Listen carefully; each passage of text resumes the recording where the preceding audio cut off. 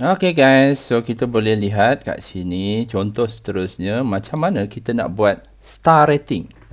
Star rating menarik tu. So kat sini kita ada ebook, senarai ebook, dan di sini kita boleh buat pilihan. Kemudian kita letaklah kita punya review. Okay, love this book. So kat sini kalau kita nampak kan, kita ada contohnya lah. Kita ada 545. Boleh minta 4 je. Boleh letak 4, boleh letak 5, boleh letak 5, boleh letak 1. Boleh pilih. So ini konsep dia macam radio button tapi dalam bentuk star. So ini kita namakan sebagai star rating. Star rating. Dan bila kita save, kita hantar, dia akan pergi kepada database. Database kalau kita lihat tadi, okay, nampak kat sini, ini database dia dalam table ebooks rating. Ebooks rating. Dalam table ebooks rating ni, dia akan boleh terima banyak ni lah. Banyak ebook dengan rating yang berbeza. So kalau korang nak masukkan nama ke email ke kepada reviewer tu, korang boleh masukkan lah, tambah lah, no problem. Tapi sekarang ni saya cuma tunjukkan dia simpan ebook ID, dia boleh berulang. Tapi ID dia tak sama lah obviously. Ebook ID ni dia boleh berulang. Ebook review ni dan example rate, example explain dengan overall rate overall. Dia ada 5 item lah untuk disimpan sebagai rating. Dan ini sebenarnya kalau korang nak tahu apa dia punya book title, boleh rujuk dalam table ebooks. Dalam table ebooks. So dia ada macam sort of relationship lah antara ebooks dengan ebook rating. Sebab rating kepada ebook tu boleh jadi banyak. Sebab tu saya terpaksa pindahkan. So kita tak boleh letak dia dalam satu table ebooks yang sama lah. So itu yang kita namakan sebagai ER, Entity Relationship. Okay, Entity Relationship. So kat mana sebenarnya saya dapat contoh star rating ini? Macam mana saya dapat contoh star rating ini? Saya, yalah obviously saya test. Sebelum saya buat demo ni, saya test beberapa JavaScript, bukan JavaScript. Saya rasa ini adalah dia bukan simple JavaScript lah. Dia ada satu plugin ataupun library yang dah disediakan. It's not a simple JavaScript. Dia dah disediakan oleh this fella, nama dia Kartik ni. Okay. So dalam GitHub ni saya dalam link description, dalam description video saya letakkan link GitHub kepada plugin page dia yang diletakkan dalam GitHub. Dia letakkan dalam GitHub. Dalam GitHub ni dia tunjuk contoh. Mula-mula korang kena, okay, yang bestnya library ni dia dah letak dalam CDN. Dia dah letak dalam CDN. Ada option untuk korang download dan install dalam folder project semasa.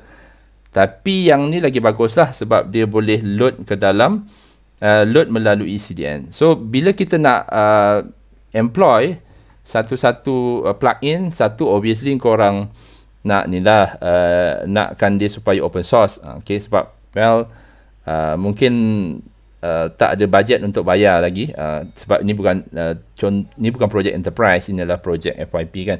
Kalau project enterprise mungkin korang akan cari library yang lebih compatible, yang lebih strong ataupun yang enterprise version. So itu satu. Sekarang ni dia adalah open source dan library ni dah siap diletakkan dalam CDN lagi. Okay, itu yang penting. Dan yang ketiga adalah contoh ataupun demo ataupun documentation dia. Ni contoh dia, documentation dia dalam main page iaitu dalam GitHub. Yang ni kau boleh download daripada GitHub project star rating ini dan install dalam project masing-masing. Tapi tak perlu, itu boleh dibuat. Tapi yang sekarang ni kita ada just include CDN dia saja. Dan yang ketiga yang penting adalah ada contoh. Dekat sini dia bagi contoh. Kalau nak apply, tadi first kita kena copy ni masuk ke dalam dia punya header. Kita punya header lah, header file. Nanti saya tunjuk kejap lagi. Dan kemudian kita boleh gunakan dia dengan just call dia punya ni. Just call dia punya contoh ni. Okay, contoh dia ni. Contoh dia ni kalau kita lihat, dia gunakan kelas rating loading. Ini adalah kelas yang dia define dalam ni lah, dalam Kartik punya library repository ni. Dan korang kena set dia punya data min kosong, data max kalau nak 5 star letaklah max 5, kalau nak 10 star letaklah max ni 10, dan data step ni 1. Data step ni maksudnya nanti dia akan buatkan kalau ada 5, then dia akan letakkan 5 star. Kalau kita nak letak 10 star, data max 10, nanti dia akan ada 10 star lah, satu markah kepada setiap satu star. Okay, itu adalah macam mana nak pakai dalam kita punya page HTML ataupun PHP. Okay, ni nak masukkan dia. So saya tunjuk contoh macam mana implementation yang saya buat dalam projek saya. Dalam new system ni lah. Dalam new system ni. So kat sini kalau korang perhatikan, kita boleh drop down, pilih pilih ebook yang korang nak rate, dan ini adalah dia punya comment, not loving it. Contoh. So kat sini mungkin korang bagi dia 3 markah. Sekejap aku. Okay, so lepas tu send ebook rating. So bila dia send, dia hantar ke mana? Dia hantarlah ke dalam database, iaitu table ebooks rating. Dia akan masukkan dalam table ebook rating. Korang kalau database ni tak ada pada korang kena download daripada github.com/heronizam/newsystem, cari satu file nama dia newsystem-sql dump. Dalam komen nanti korang boleh dapat dalam video description korang dapatkan link GitHub saya yang lengkap lah. So daripada situ korang boleh dapat semua, download semua. Okay, korang boleh download semua sebagai zip. Okay, sebagai zip, dan tengok dalam new system-sql dump.sql. So daripada situ korang boleh load database yang baru. Okay, so nampak dari mana tadi data tadi? 33. Ni CB01 333. Dia dah simpan. So ni just proses nak simpan saja. Saya tak nak display dia punya average rating. Yang tu saya tak tunjuk lagi macam mana nak display average rating. Sekarang ni saya just tunjuk macam mana nak rate dan simpan dalam table. So ini adalah ebook rating. Sebab rating ni dia akan berlaku banyak kali kepada satu ebook yang sama. Contohnya macam ni, CB01 berulang, FL01 ni berulang. Jadi saya terpaksa pisahkan dia daripada table ebooks. Daripada table ebooks ni, dalam table ebook ni ada book ID dengan title dia. So kalau korang nak extract ebook rating ni bersama dengan title of the book, korang kena extract juga dia punya ebooks ni lah, berdasarkan relationship yang ada pada ni lah, pada field yang ni. Korang kena buat join ke, okay, dan kemudian korang paparkan. So itu adalah database structure dia. Dan macam mana saya implement ni dalam coding, saya akan, kalau kita perhatikan atas ni ada drop down list, dan kat sini adalah review dia, whatever list, dan kita boleh rate dia, contohnya 5 star, dan kita send.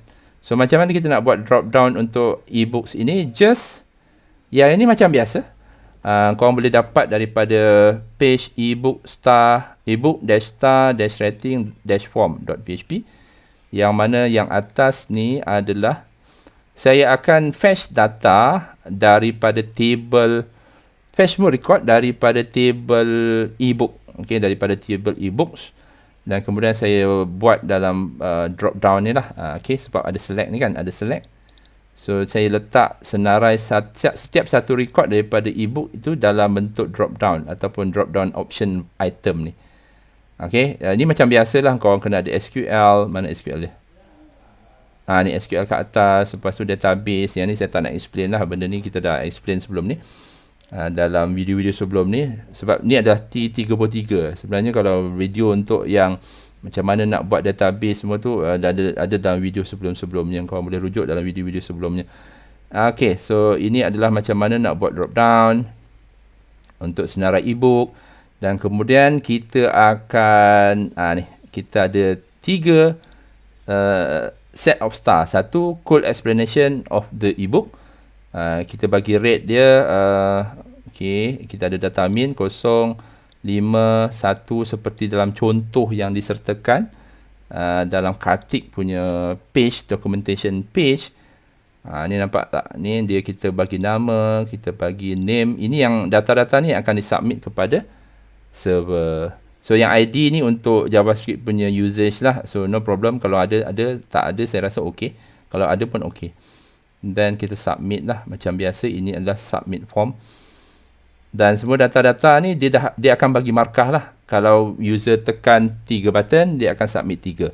Kalau user tekan 5 button, dia akan submit 5. Macam tu lah. So ini adalah contoh yang saya dah sertakan. Sebenarnya contoh saya ada dalam mana? Kita ada dalam GitHub. Okay, so daripada sini nanti github.com/KhairulNizam/new system, korang boleh download dia punya complete code. Complete code download kat sini. Klik kat sini, download complete code, zip dia, unzip dia. Lepas unzip, letakkan dalam www ataupun htdocs, dan daripada situ kau boleh try. Dan whatever database yang korang nak reload ataupun nak import baru, sebenarnya database tu ada dalam new system dash new system dash SQL dump. Ni new system SQL dump. Ini adalah file SQL dia yang korang boleh import. So that korang akan dapat structure database yang sama seperti dalam contoh yang saya tunjukkan. Okay guys, terima kasih banyak. Korang tolong komen kalau ada apa-apa masalah. Komen 10 kali pun tak apa. Say something nice that saya seronok lah untuk buat next tutorial untuk korang. Dan pastikan like, share dan subscribe. Terima kasih guys. Assalamualaikum. Bye bye.